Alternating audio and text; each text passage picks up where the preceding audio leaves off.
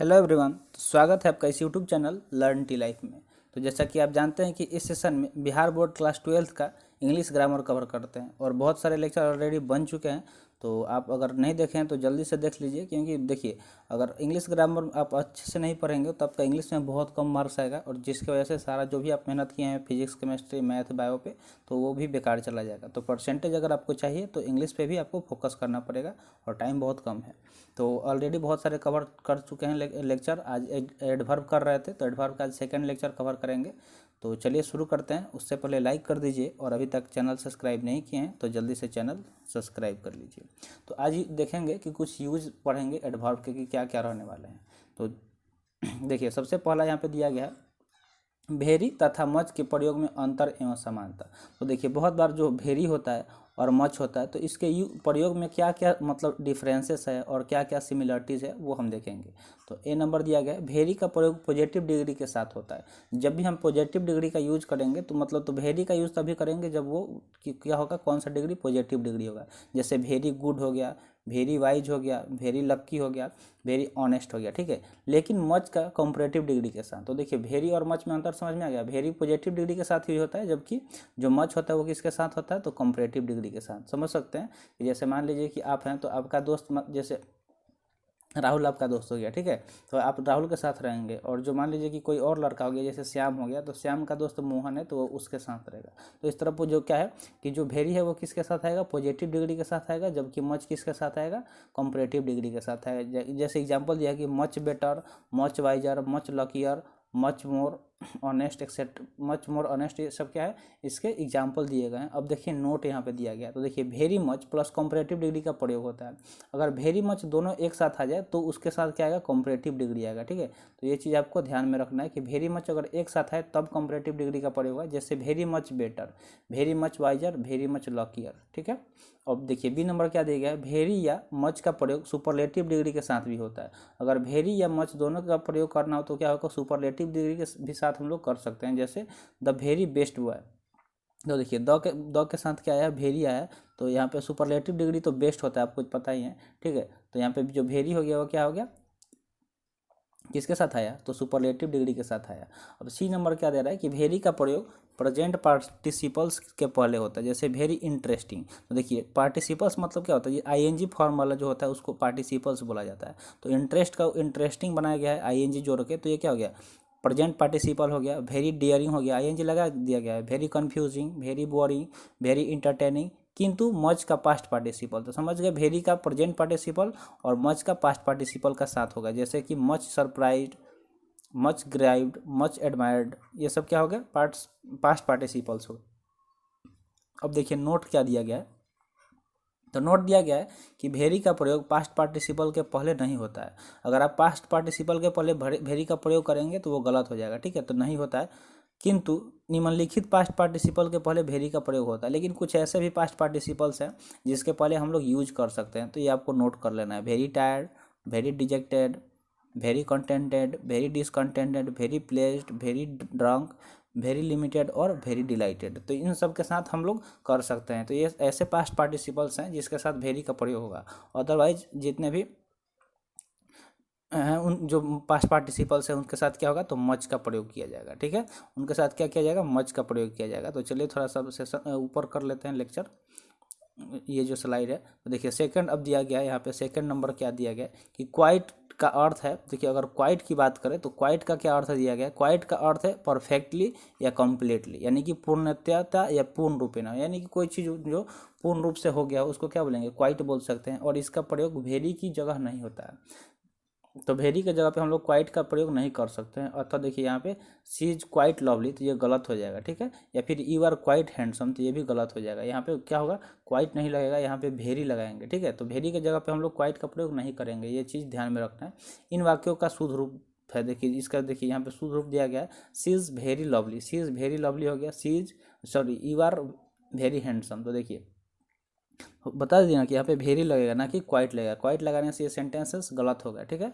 तीसरा नंबर दिया रहा है फेयरली एंड तथा रेदर। तो फेयरली और रेदर का देखते हैं क्या दिया गया। तो फेयरली का प्रयोग पॉजिटिव डिग्री के साथ होता है। फेयरली तो देखिए आप ऐसे लिख सकते हैं नोट में कि जैसे हम बता रहे हैं उस टाइम से जो भी, तो फेयरली का हम ऐसे डायरेक्ट पॉजिटिव डिग्री लिख सकते हैं, ठीक है। क्या लिख सकते हैं? Positive degree.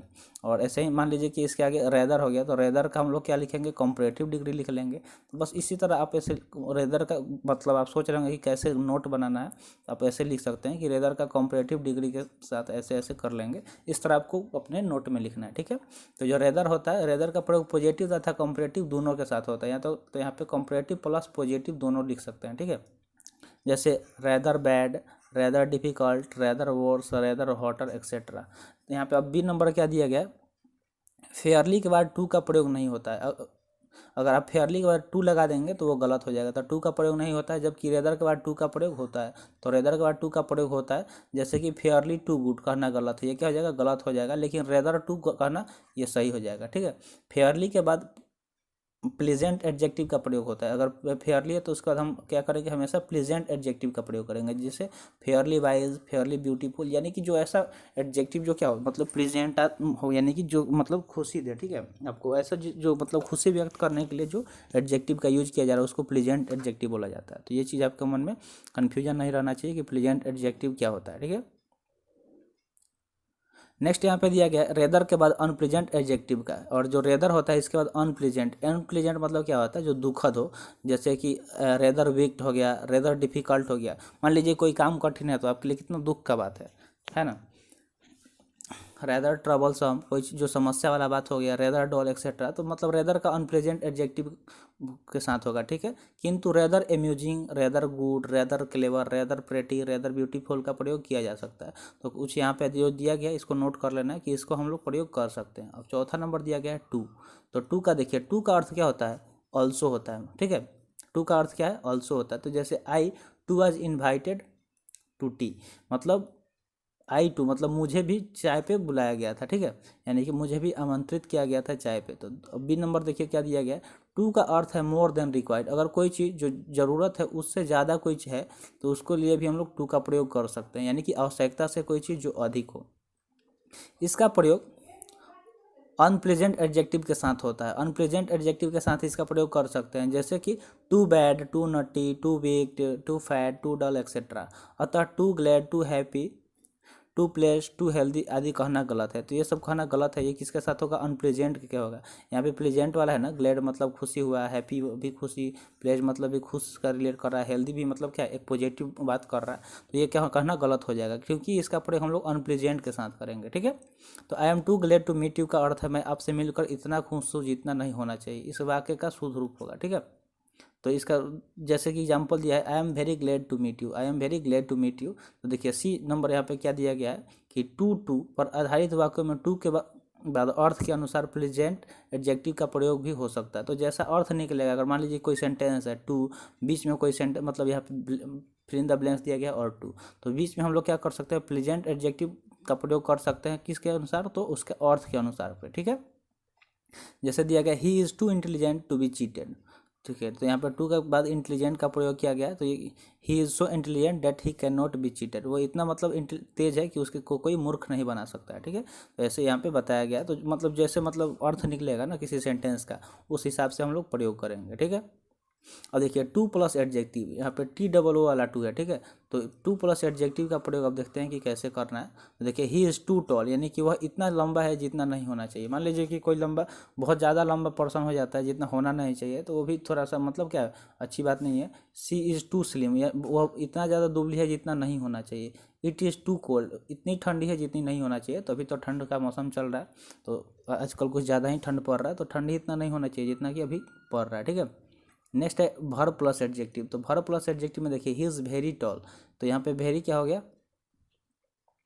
तो भर प्लस एडजेक्टिव हो गया, ठीक है। इज और भर, तो बहुत, वह बहुत लंबा है। She is very slim, it is very cold. अब देखिए पांचवा नंबर सो है। तो सो का प्रयोग वेरी के स्थान पर नहीं हो सकता। अब अगर हम सो का प्रयोग वेरी के स्थान पर करेंगे तो वो गलत हो जाएगा, ठीक है।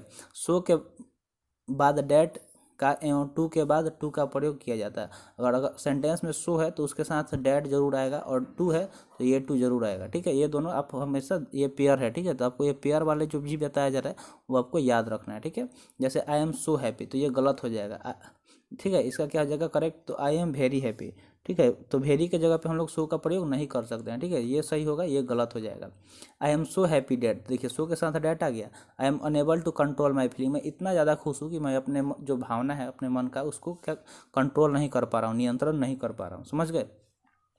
तो चलते हैं आगे। 6 नंबर इनफ दिया गया, तो इनफ का प्रयोग थोड़ा सा देखते हैं। तो स्लाइड ऊपर कर लेते हैं। तो देखिए इनफ दिया गया यहाँ पे, तो इनफ का प्रयोग देखते हैं। तो देखिए ए नंबर दिया गया है, इनफ एडजेक्टिव एवं एडवर्ब दोनों ही रूप में कार्य करता है। तो जो ये इनफ है ये दोनों है, ये एडजेक्टिव भी है और एडवर्ब भी है, ठीक है। ये एडजेक्टिव और एडवर्ब दोनों का काम करता है। तो ये चीज़ आपको ध्यान में रखना है, ठीक है। ये चीज़ आपको क्या करना है, ध्यान में रखना है कि ये दोनों का काम करता है। जब इनफ एडवर्ब का कार्य करता है तो इसका प्रयोग उस एडजेक्टिव के बाद होता है जिसके लिए वह प्रयुक्त होता है। तो अगर ये एडवर्ब का काम करेगा तो एडजेक्टिव के बाद आएगा, और उस एडजेक्टिव के बाद आएगा जिसके लिए कि उसका ये प्रयुक्त हुआ है। और एडजेक्टिव के रूप में इसका प्रयोग उस नाउन के पहले होता है जिसके लिए प्रयुक्त हुआ है। देखिए अब नेक्स्ट यहाँ पे पॉइंट दिया गया है, इसका प्रयोग नाउन के पहले परंतु एडजेक्टिव या एडवर्ब के तुरंत बाद लगाया जा सकता है। तो यहाँ पर इसका प्रयोग कहाँ कहाँ कर सकते हैं, तो नाउन के से पहले परंतु एडजेक्टिव या एडवर्ब के तुरंत बाद लगाएंगे, ठीक है। जैसे she is wise enough to understand my intention, he has enough money to buy this car. तो ये सब करेक्ट आंसर, करेक्ट यहाँ पे एग्जाम्पल दिया गया है, ठीक है। आगे चलते हैं, आगे देखते हैं क्या रहने वाला। तो देखिए इनफ के नेक्स्ट पॉइंट यहाँ पे दिया गया है, इनफ के पहले हमेशा एडजेक्टिव या एडवर्ब के पॉजिटिव डिग्री का प्रयोग होता है। अगर हम इनफ का प्रयोग कर रहे हैं तो वो वहाँ पे क्या होगा, एडजेक्टिव या एडवर्ब के पॉजिटिव डिग्री का प्रयोग करेंगे। तो एडजेक्टिव में भी डिग्री आता है, ये चीज़ आपको बताया था कल ही, और एडवर्ब में भी डिग्री आता है। तो इनफ के पहले हमेशा क्या आएगा, दोनों का पॉजिटिव डिग्री ही प्रयोग होगा, ठीक है। दोनों का क्या होगा, पॉजिटिव डिग्री ही प्रयोग होगा। नेक्स्ट पॉइंट दिया गया है, वाक्य वन के पार्ट बी में फास्टर के बदले फास्ट तथा वाक्य 2 के पार्ट ए में ब्रेव के बदले ब्रेवेस्ट के बदले ब्रेव का प्रयोग होगा, क्योंकि पॉजिटिव डिग्री प्लस इनफ का प्रयोग होता है। तो देखिए यहाँ पे वाक्य दिया गया है, इसको देख लेते हैं। ही इज, देखिए यहाँ पे मतलब एरर दिया गया है, तो ही इज फास्टर इनफ, तो इसमें क्या होगा, बी में चेंज करेंगे, ठीक है।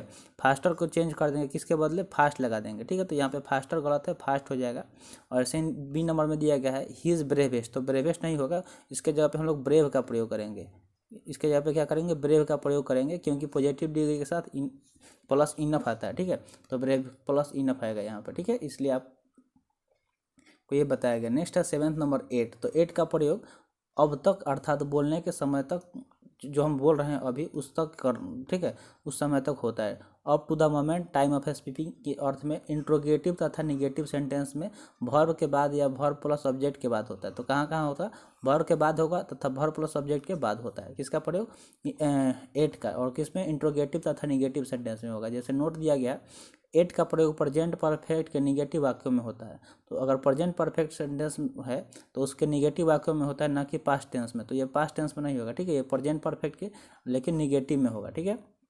जैसे सेंटेंस यहाँ पे करेक्ट 2 नंबर दिया गया, the postman has not come at, तो अभी तक जो पोस्टमैन है नहीं आया है। तो ये क्या है, प्रेजेंट है, ठीक है, ना कि पास्ट है। तो प्रेजेंट के किस में, परफेक्ट टेंस में आएगा। तो हैज़ के साथ क्या होता है, वर्ब 3 आता है, ठीक है। और वो भी क्या होता है, निगेटिव सेंस दे रहा है, तो इसलिए 8 का प्रयोग होगा। इस तरह चौथा भी देख सकते हैं कि hasn't the postman come at, तो ये सब क्या है, करेक्ट सेंटेंस है।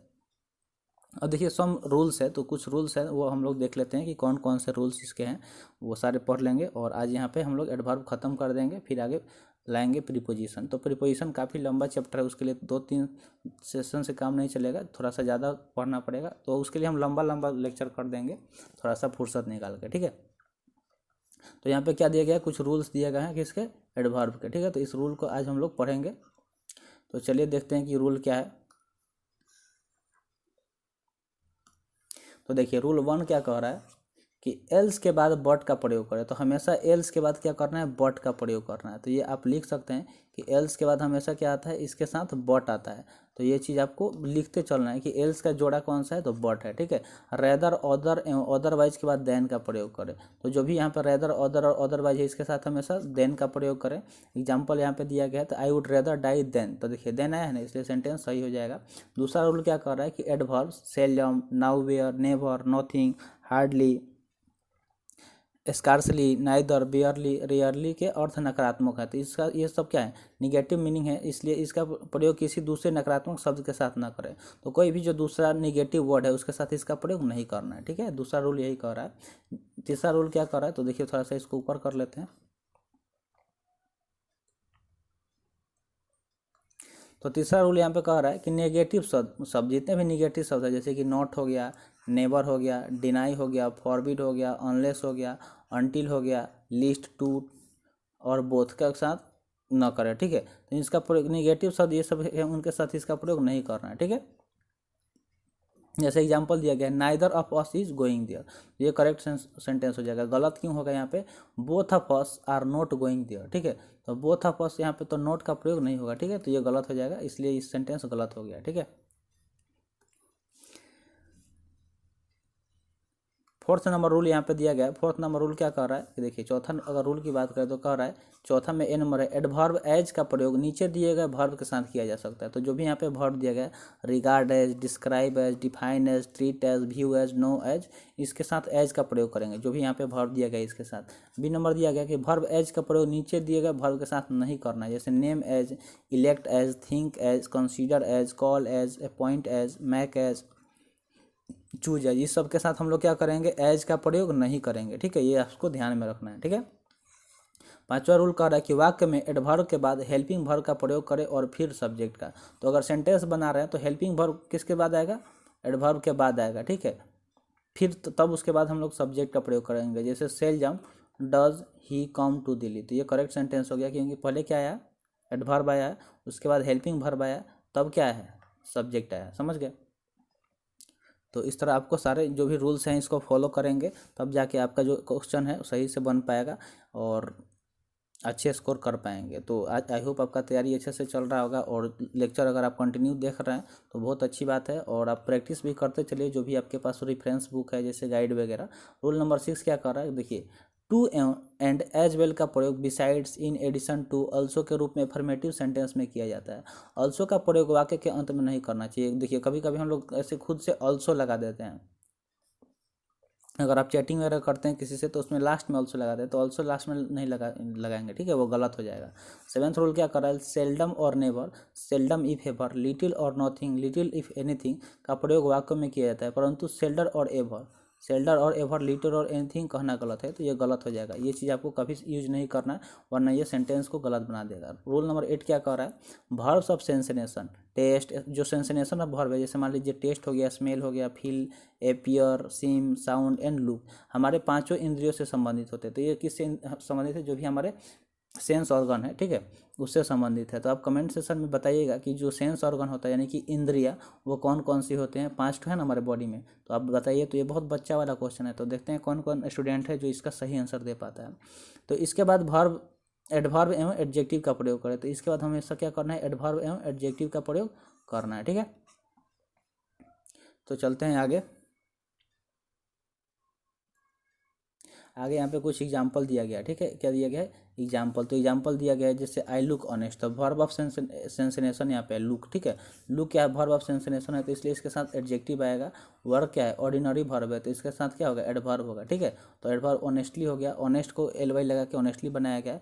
वर्ब ऑफ सेंसेनेशन फेल्ट हो यानी कि फील का, इसके साथ एडजेक्टिव हो गया, ऑर्डिनरी के साथ एडवर्ब आएगा। तो समझ गए, यहाँ पे अगर सेंसेनेशन आए तो उसके साथ एडजेक्टिव, और ऑर्डिनरी वर्ब आए तो एडवर्ब आएगा, ठीक है। और नेक्स्ट पॉइंट दिया गया है, कुछ अन्य वर्ब जिनके साथ एडवर्ब नहीं एडजेक्टिव का प्रयोग होता है। तो कुछ ऐसे ही वर्ब हैं जिनके साथ हम लोग एडवर्ब का प्रयोग नहीं करेंगे, एडजेक्टिव का प्रयोग करेंगे, जैसे be, become, turn, get, grow, keep, make और प्रूफ। जैसे ही गॉट एंग्री, तो एंग्री क्या हो गया, एडजेक्टिव हो गया, इसलिए इसके साथ हम लोग एडजेक्टिव का प्रयोग करेंगे, ना कि एडवर्ब का प्रयोग। तो ये सारे ऐसे वर्ब हैं जिनके साथ हमको एडजेक्टिव का प्रयोग करना है।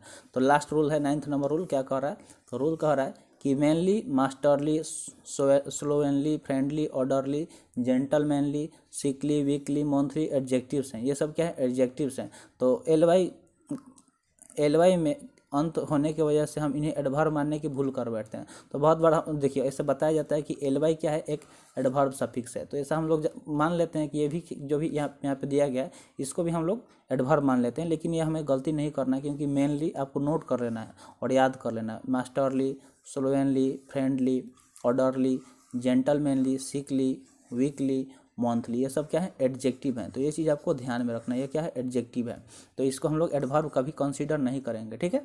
तो आई होप आपको समझ में आ गया होगा। तो आज का सेशन यहीं पे समाप्त हुआ। सेशन कैसा लगा कमेंट सेशन में ज़रूर बताइएगा। तो ऑल द बेस्ट, आपकी तैयारी अच्छी चल रही होगी उम्मीद करते हैं। और भी बाकी जो भी सब्जेक्ट हैं आप उसको भी एक बार रिवाइज कीजिए। अब टाइम कम है तो जितना पढ़ लिए हैं पढ़िए, और थोड़ा बहुत मतलब अब कोई नया चैप्टर शुरू मत कीजिए, जो पढ़ लिए उसी को रिवाइज कीजिए और अच्छे से तैयारी कीजिए। तो मिलते हैं फिर अगले सेशन में। Thanks for watching. जय हिंद।